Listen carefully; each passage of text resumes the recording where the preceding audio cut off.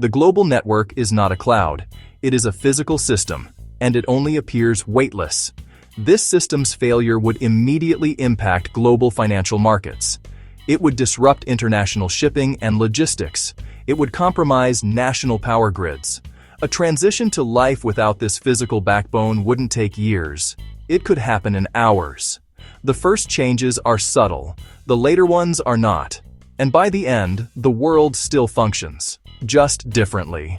To grasp the magnitude of a world without internet cables, we must understand the world that exists with them. The internet of today is a marvel of civil engineering. Its primary arteries are subsea fiber-optic cables, carrying over 99% of all international data. This physical grid terminates in data centers, immense power-hungry warehouses filled with servers, acting as the brains and memory of the internet. Even wireless technologies like 5G are not a replacement. A cell tower is just a powerful radio connected by a high-capacity fiber-optic cable back to the core network. Satellite internet operates under a similar dependency, relying on massive ground stations plugged into the same cabled backbone. This intricate hierarchical structure is the baseline.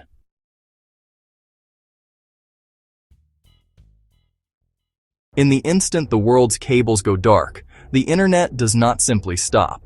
Instead, it convulses. Automated routing protocols initiate a frantic search for alternative routes. The system's first instinct is to push all traffic towards the only remaining pathways. These systems, designed as local on-ramps, are instantly promoted to intercontinental superhighways. The routers at these wireless gateways are flooded with so many updates that many would experience processor overloads and crash, worsening the crisis. For the end user, a website hosted locally might still load, but any international service would fail. Video calls would drop. Secure connections would time out. The internet, as a cohesive global entity, would cease to exist, shattering into thousands of disconnected digital islands.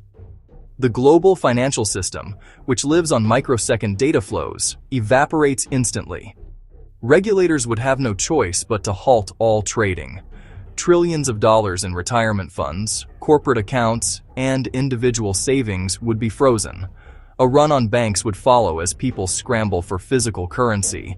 The SWIFT network, which settles international trade, would grind to a halt, paralyzing the movement of goods. Modern supply chains are sophisticated information systems. Without the internet's nervous system, they are paralyzed. Port workers would revert to paper and clipboards, but the sheer volume of a single container ship makes manual processing impossible. Supermarket shelves would begin to empty, not from a lack of food, but because the system for moving it from farm to store has been broken. Just-in-time manufacturers would see production lines fall silent, often for the lack of a single component from overseas. In a world where bandwidth is the most precious commodity, a new and brutal geopolitics emerges. Nations are now defined by their sovereign control of the airwaves. The highest priority is given to sovereign government communications, military data, and the bare minimum of financial transactions. Everything else, video, social media, gaming, is classified as non-essential and blocked. The internet becomes a brutally curated utility for mission-critical tasks only. Developing nations, lacking their own satellite infrastructure, are almost completely silenced, cut off from the global conversation. Critical infrastructure sectors are forced into a radical adaptation. The smart grid is no longer viable, so utilities break their grids into smaller, semi-isolated islands. In healthcare, centralized electronic records fail. Hospitals are forced to become self-reliant data fortresses, storing patient information locally. Railway networks fall back to more traditional, line-of-sight signaling systems, significantly reducing the number of trains that can safely run. Airlines drastically reduce flights, as coordinating air traffic with limited data makes crowded skies too dangerous. For billions, the consequence is the bewildering failure of daily routines. The ambient digital layer of life is stripped away. Traffic lights stop coordinating. Navigation apps go blank. The morning commute descends into gridlock. Remote work becomes impossible. Schools and universities, reliant on online platforms, are forced to close as they scramble to find analog materials. Communication is severely degraded. With global media gone, culture becomes intensely local again. Stronger local communities emerge, but the risk of tribalism grows.